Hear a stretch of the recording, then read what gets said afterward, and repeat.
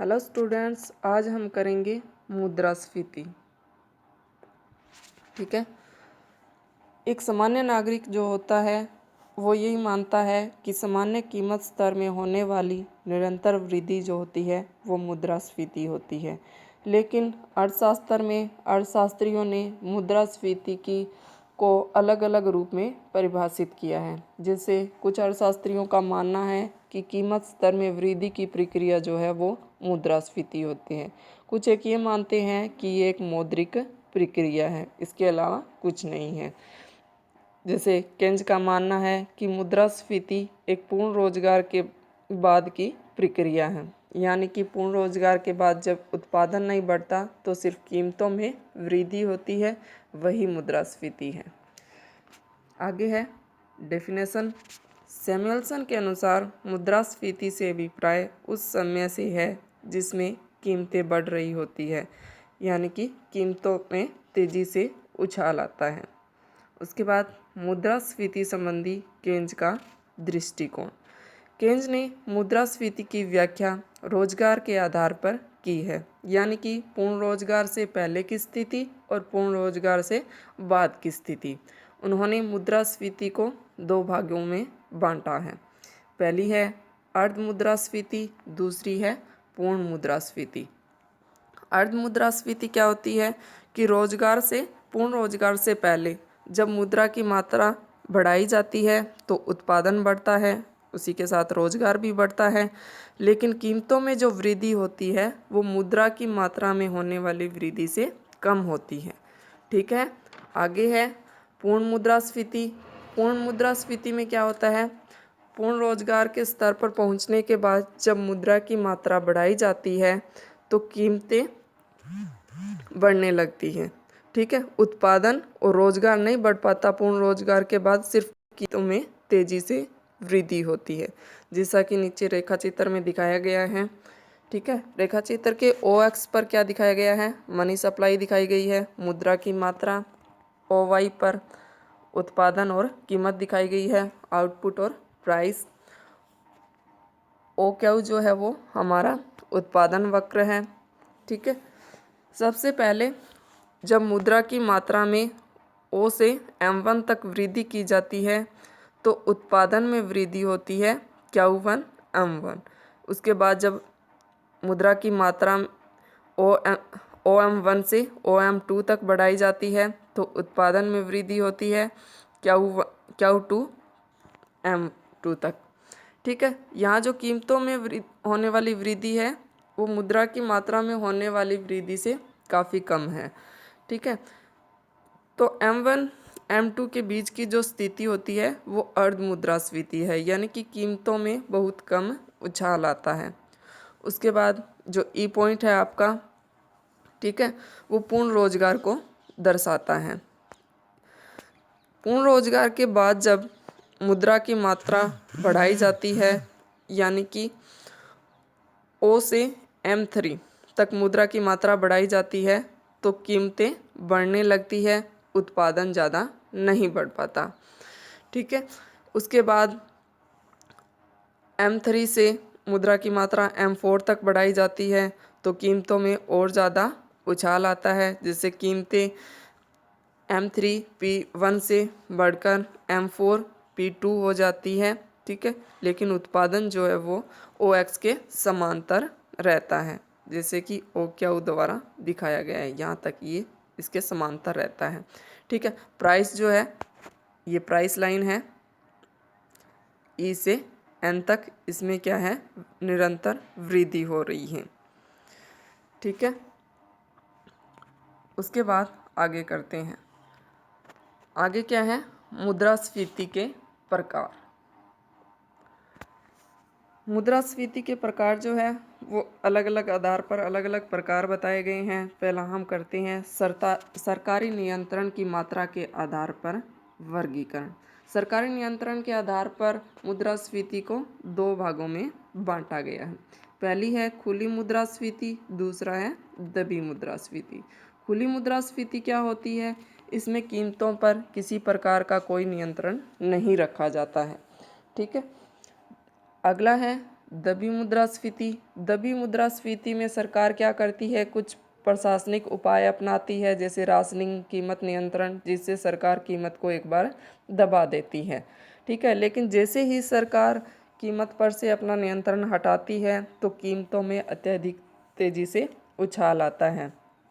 जो दबी हुई मुद्रास्फीति होती है उसमें कीमत और राशनिंग द्वारा कीमतों पर नियंत्रण किया जाता है, लेकिन इसके कारण ये भी खतरा बढ़ता है कि इससे चोर बाजारी बढ़ती है, भ्रष्टाचार बढ़ता है, रिश्वत आदि बढ़ते हैं। ठीक है, तो सरकार कुछ हद तक तो इसको दबा सकती है कीमतों से, लेकिन इससे काफ़ी नुकसान भी है साथ के साथ। आगे है समय के आधार पर वर्गीकरण। समय के आधार पर मुद्रास्फीति को 3 भागों में बांटा गया है। पहला है युद्धकालीन मुद्रास्फीति, दूसरा है युद्धोत्तर मुद्रास्फीति, तीसरा है शांतिकालीन मुद्रास्फीति। युद्धकालीन मुद्रास्फीति क्या होती है? सरकार अपने युद्ध के खर्चों को पूरा करने के लिए मुद्रा की पूर्ति को बढ़ाती है। ठीक है, मुद्रा की पूर्ति बढ़ाने से क्या होता है, लोगों के पास जो खर्च करने के लिए पैसे होते हैं उसकी मात्रा बढ़ जाती है, यानी कि मनी सप्लाई बढ़ जाती है, और जो उत्पादन होता है उसका एक बड़ा भाग जो है सरकार अपने आप खरीद लेती है। इसलिए लोगों के लिए कम वस्तुएं उपलब्ध हो पाती है, और लोगों के पास पैसा अधिक है तो वो डिमांड अधिक करेंगे, लेकिन वस्तुएं अधिक नहीं है, इसलिए वस्तुओं की कीमतें क्या है, बढ़ जाती है। तो ये है युद्धकालीन मुद्रास्फीति। फिर अगला है युद्धोत्तर मुद्रास्फीति। युद्धोत्तर मुद्रास्फीति क्या होती है कि युद्ध के बाद की स्थिति, ठीक है, युद्ध के बाद अर्थव्यवस्था में कई प्रकार के नुकसान होते हैं, जैसे मशीनें नष्ट हो जाती है, जहाज़ें नष्ट हो जाती है, पुल वगैरह टूट जाते हैं, रेलवे लाइन टूट जाती है। तो सरकार इसके निर्माण के लिए क्या करती है, अत्यधिक खर्चा करती है, और सरकार युद्ध के दौरान जो अधिक मात्रा में टैक्स लगाती है उसकी दर भी युद्ध के बाद कम कर देती है। युद्ध के समय सरकार जो ऋण लेती है वो भी बाद में वो चुका देती है, जिससे लोगों के पास क्रय शक्ति बढ़ जाती है, वो अधिक वस्तुओं की मांग करते हैं, लेकिन उत्पादन कम बढ़ने के कारण वस्तुओं की कीमतें बढ़ जाती हैं। अगला है शांतिकालीन मुद्रास्फीति। शांतिकालीन मुद्रास्फीति क्या होती है? जो अल्पविकसित देश है या अविकसित देश है वो आर्थिक नियोजन में विकास कार्यक्रमों के लिए अत्यधिक खर्चा करते हैं। ठीक है, इसके लिए उनके पास पैसे की कमी होती है, जिसके कारण वो घाटे की वित्त व्यवस्था लागू करते हैं, यानी कि नई करेंसी छापते हैं, जिसके कारण लोगों की क्रय शक्ति बढ़ जाती है। उत्पादन न बढ़ने के कारण वस्तुओं की कीमतें बढ़ जाती हैं। अगला है मुद्रास्फीति की गति के आधार पर वर्गीकरण। गति के आधार पर मुद्रास्फीति को 4 भागों में बांटा गया है। पहली है रेंगती मुद्रास्फीति, दूसरी है चलती मुद्रास्फीति, तीसरी है दौड़ती मुद्रास्फीति, चौथी है सरपट दौड़ती मुद्रास्फीति। रेंगती मुद्रास्फीति क्या होती है? इसमें वस्तुओं की कीमतें बहुत कम बढ़ती है, यानी कि नाम मात्र का इनमें उछाल आता है, 2-3% या 4% तक कीमतें बढ़ती हैं। ये अर्थव्यवस्था के आर्थिक विकास के लिए कुछ हद तक जरूरी भी होती है। उसके बाद है चलती मुद्रास्फीति। चलती मुद्रास्फीति में जो कीमतों में वृद्धि दर है वो थोड़ी बढ़ने लगती है। अब कीमतों में वृद्धि जो है वो 30 से 40% तक हो जाती है, तो इसे चलती मुद्रास्फीति कहते हैं।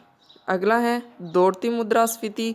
दौड़ती मुद्रास्फीति में कीमतों की वृद्धि दर जो है वो अत्यधिक तेज हो जाती है। इसमें कीमतें जो है 80% से 100% तक बढ़ जाती हैं। इसका जो निर्धन वर्ग होता है या मध्यम वर्ग के लोग जो होते हैं उस पर काफ़ी प्रभाव पड़ता है। अगला है सरपट दौड़ती मुद्रास्फीति। ये जो मुद्रास्फीति की सबसे भयानक स्थिति होती है, इसमें आशा से बहुत ज़्यादा तेज़ गति से कीमतें बढ़ती है, कीमतें आसमान छूने लगती है। इस प्रकार की मुद्रास्फीति को मुद्रास्फीति का भयंकर राक्षस भी कहा जाता है। इस प्रकार की जो मुद्रास्फीति है वो जर्मनी में 1923 के बाद में देखी गई थी। तो इससे जर्मनी की जो करेंसी थी, यानी कि जो पैसा था, उस पर से लोगों का विश्वास उठ गया था और जर्मनी की अर्थव्यवस्था अस्त व्यस्त हो गई थी। आगे है आगे इसे डायग्राम में दिखाया गया है। जो चारों अवस्थाएं हैं मुद्रास्फीति की गति के आधार पर, उनको OX पर दिखाया गया है percentage increase in price, OY पर दिखाया गया है टाइम पीरियड। ठीक है, पहला है 22 वर्षों में। ठीक है, 22 वर्षों में सिर्फ 10% कीमतों में वृद्धि होती है। तो इतने लंबे टाइम में केवल 10% की वृद्धि हो रही है, तो ये क्या है? रेंगती हुई मुद्रास्फीति, क्रीपिंग इन्फ्लेशन। ठीक है, उसके बाद 12 वर्षों में 20% की वृद्धि होती है। 12 वर्षों में 20% की वृद्धि होती है तो कीमतों की वृद्धि दर थोड़ी तेज़ हो जाती है, तो इसे वॉकिंग इन्फ्लेशन कहते हैं। उसके बाद 4 वर्षों में जो मुद्रा कीमतों में उछाल है वो 100% तक बढ़ जाता है, यानी कि कीमतों में वृद्धि की दर जो है वो काफ़ी तेज़ हो जाती है, तो इसे रनिंग इन्फ्लेशन कहते हैं। फिर है ग्लोपिंग इन्फ्लेशन, यानी कि केवल 2 वर्षों के अंदर मुद्रास्फीति में यानी कि कीमतों में जो उछाल है वो 100% से भी अधिक हो रहा है, तो इसे ग्लोपिंग इन्फ्लेशन कहते हैं। उसके बाद क्षेत्र के आधार पर वर्गीकरण। क्षेत्र के आधार पर मुद्रास्फीति को 2 भागों में बांटा गया है, क्षेत्रीय मुद्रास्फीति, व्यापक मुद्रास्फीति। क्षेत्रीय मुद्रास्फीति क्या होती है कि केवल एक क्षेत्र में या 1 या 2 वस्तुओं की कीमतों में उछाल आता है, जैसे दालों की कीमतें बढ़ गई या पेट्रोल की कीमतें बढ़ गई, तो ये क्या है? क्षेत्रीय मुद्रास्फीति है। व्यापक मुद्रास्फीति, व्यापक मुद्रास्फीति यानी कि सभी क्षेत्रों में इस प्रकार की स्फीति पाई जाती है, या जितनी भी वस्तुएं होती है सभी वस्तुओं के कीमतों में उछाल आता है, चाहे वो पेट्रोल हो, साबुन हो, नमक हो, दालें हो, कोई भी सामान हो, हर किसी की कीमतें बढ़ती हैं। उसके बाद कीमतों में होने वाली वृद्धि की प्रक्रिया के आधार पर वर्गीकरण। इसके भी 4 पार्ट हैं। मजदूरी प्रेरित मुद्रास्फीति। मजदूरी प्रेरित मुद्रास्फीति क्या होती है कि श्रमिकों के संगठन जो है आजकल काफ़ी शक्तिशाली हो गए हैं, श्रमिक संगठन बना लेते हैं, फिर वो मालिकों से उनकी सौदा करने की शक्ति बढ़ जाती है, तो वो मालिकों से अपनी मनमानी मजदूरी वसूल करते हैं। अत्यधिक मजदूरी वसूल करने के कारण वस्तुओं की कीमतें क्या है? बढ़ जाती है। इसे मजदूरी प्रेरित मुद्रास्फीति कहते हैं। अगला है लाभ प्रेरित या मार्कअप मुद्रास्फीति। लाभ प्रेरित या मार्कअप मुद्रास्फीति क्या होती है? विकसित देशों में जो बड़ी बड़ी कंपनियां होती है वो वस्तु की निर्धारित कीमत जो निर्धारित करते हैं उस समय अपनी लागत के ऊपर एक निश्चित प्रतिशत लाभ के रूप में बढ़ा देते हैं। जैसे किसी वस्तु की लागत जो है 10 रुपये है और वो कीमत वसूल करते हैं 20 रुपये, तो ये 10% जो है 10 रुपये जो है वो लाभ के रूप में कीमत में जोड़ देते हैं। इसे मार्कअप मुद्रास्फीति कहा जाता है, मार्कअप क्रिया कहा जाता है। ये कंपनियां मार्कअप को काफ़ी ऊंचा रखते हैं, यानी कि अपनी लाभ की दर को अधिक से अधिक करना चाहते हैं, तो अधिक से अधिक कीमतें वसूल करना चाहेंगे, तो इसलिए मुद्रास्फीति बढ़ती है। इसे लाभ प्रेरित मुद्रास्फीति कहते हैं। अगला है घाटा प्रेरित मुद्रास्फीति। घाटा प्रेरित मुद्रास्फीति क्या होती है? सरकार कई बार घाटे की वित्त व्यवस्था लागू करती है अपने आर्थिक नियोजन के खर्चों को पूरा करने के लिए, विकास प्रक्रियाओं को पूरा करने के लिए।